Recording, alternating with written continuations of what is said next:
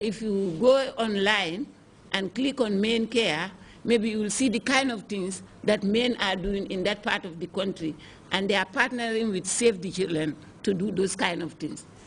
Among ourselves, we say that this particular sensitization, we are going to target men and young men, because we think if you want to come back people of our age and bring changes, you have to go a long way to impact that change on. Young people are dynamic, creative, and innovative in problem solving, and engaging them in this forum, according to officials, is expected to help in changing their views on gender-sensitive issues. Khadijatu Jallow, Grts. That story by Khadijatu Jallow takes us to our first break, but we'll be back with news from outside the Gambia. Stay tuned.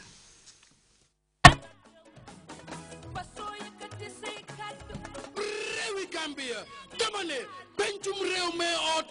the Gambia Radio and Television Services, GRTS. GRTS Staff Association, Italy. His Excellency the President, Chair Professor Al-Haji Dr. Yahya AJJ Jammeh, no fast kene sumbu, Jingadlum banquet dinner, a grand dance with a difference. Bufikeja am sufi muse am sakh. On the 23rd of May, and on the 24th of May, 2014, Static Penchami Hall, featuring the now happening Queen of Malach, Titi Safnepa, Titi, Tamane Titi, Pare Rajake Penchami Hall. You've never seen her on stage like this before. Titi, by popular demand. Yipari Joy Mostoli, Anak Aindanan artist Fiji Reumi. Tickets, Gala, Platinum, $60,000.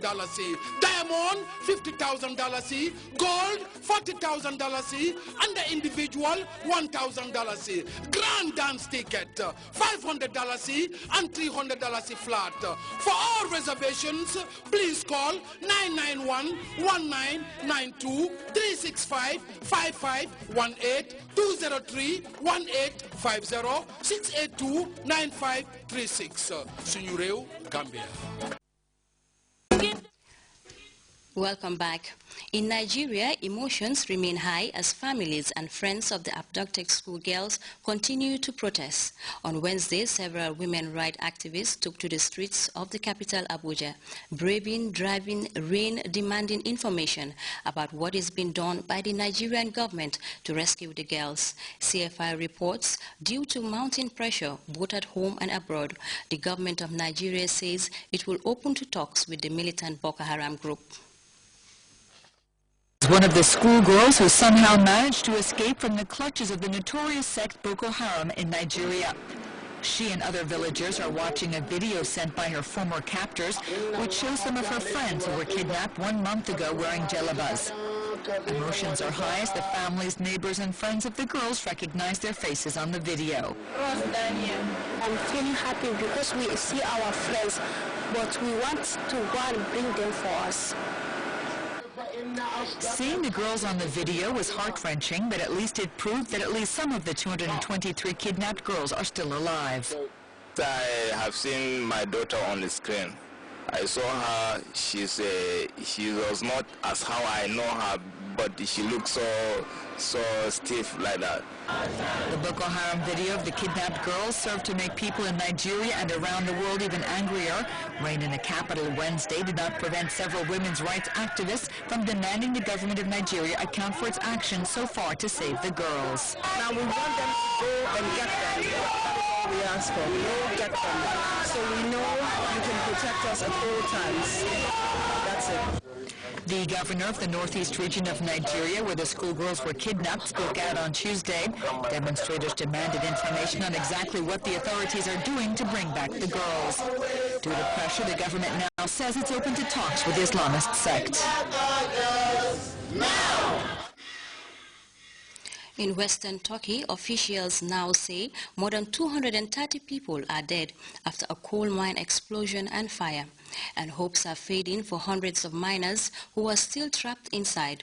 Rescuers say they are trying to reach one group of miners stranded about 1 kilometer underground, although they don't know exactly how many workers are stranded at the mine. The total number could be more than 400 people. The government says the fire started when a transformer exploded. The Turkish Prime Minister was at the site and he is expected to make a statement. CNN's Ivan Watson reports. That is the source of this disaster. It took place on Tuesday, reportedly during a shift change, when there could have been, according to different accounts, 600 to 800 coal miners at depths of 1 to 2 kilometers beneath the surface here in this coal mine. So that is part of what has complicated the rescue efforts here.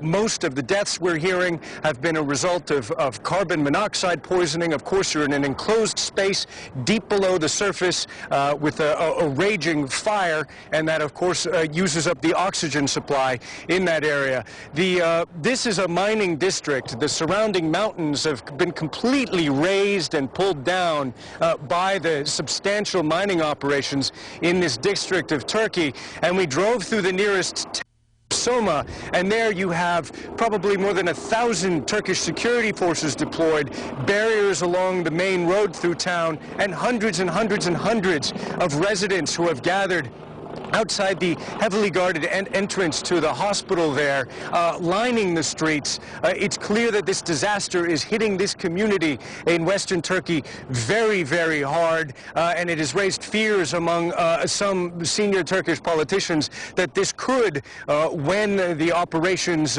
come to an end, this could turn into one of the deadliest mining disasters in Turkish history. But for now, people hoping, praying, you can see the anxiety on their faces that their loved ones will emerge from this shaft and this terrible disaster that has taken place deep beneath the mountain. We now take our second break. Don't go away.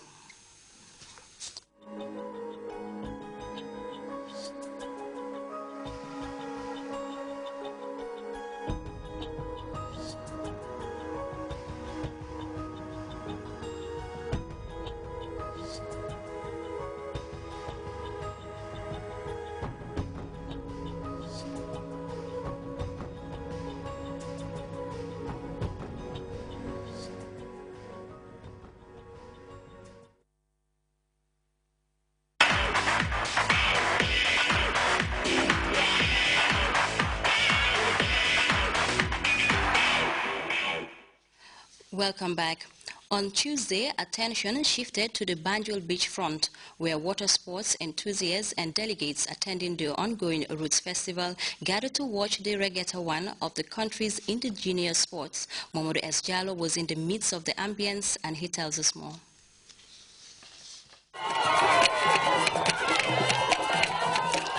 The colorful scenes Tuesday afternoon at the Gambia Ports Authority Wharf in Banjul.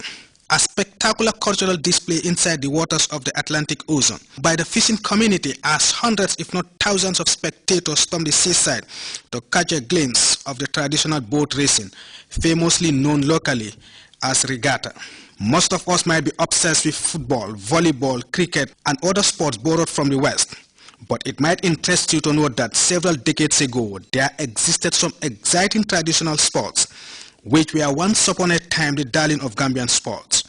These traditional games are a mix and blend of culture and sports. With the boat racing competition being part of the 11th Root Home Commune Festival, the event was graced by cabinet ministers and the Africans in the diaspora who traveled thousands of miles to the Smiling Coast to reconnect with their roots. On behalf of the Ministry of Tourism and the organizing committee, you are once again all welcome here. Sit, relax, and enjoy this wonderful evening. Thank you very much. Then came the moment everyone was waiting for. 5 teams, namely Banjul Albert Market, Wafinjago, Bone Road, and Bakau, ready and waiting inside the sea to compete in different events. First was the swimming race, and it was a close contest from start to finish, as both swimmers demonstrated some astonishing skills inside the water. At the end, it was 1-2 for Bara, as Pap Jonga and Jegan Y. Job swam away from the rest to finish in first and second place respectively. Next was the biggest of all the events, the traditional boat racing or canoe paddling, known locally as regatta. The boat race was equally a tight contest as both 5 teams paddled their canoes with some real vigor. But after a fascinating but thrilling contest, the Wafinja